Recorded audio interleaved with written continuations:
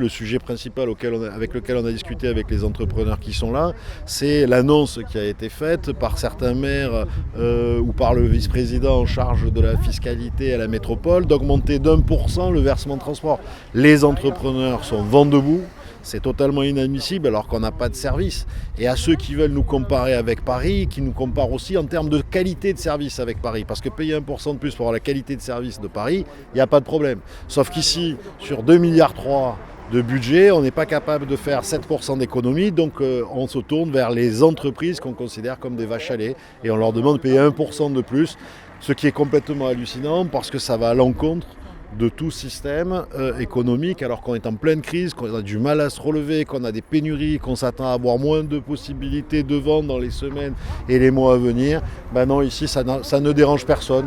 Donc les libéraux ont dû oublier ce qu'était le concept.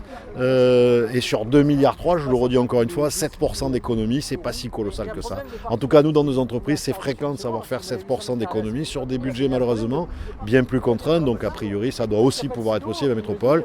Quelques pistes, les conseils de territoire qui représentent une dépense globale avec des choses à l'intérieur qui ne sont pas transférables comme ça, mais de 900 millions d'euros.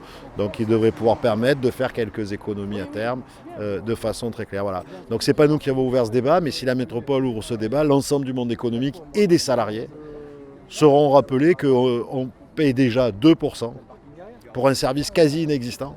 Il est hors de question qu'on paye 1% de plus. La réalité, c'est que les 2% qu'on paie aujourd'hui représentent déjà 350 millions d'euros, donc plus de 50% du budget de fonctionnement des autorités organisatrices des transports, les fameuses AOT, alors qu'on ne peut même pas participer, qu'on ne peut même pas demander à avoir...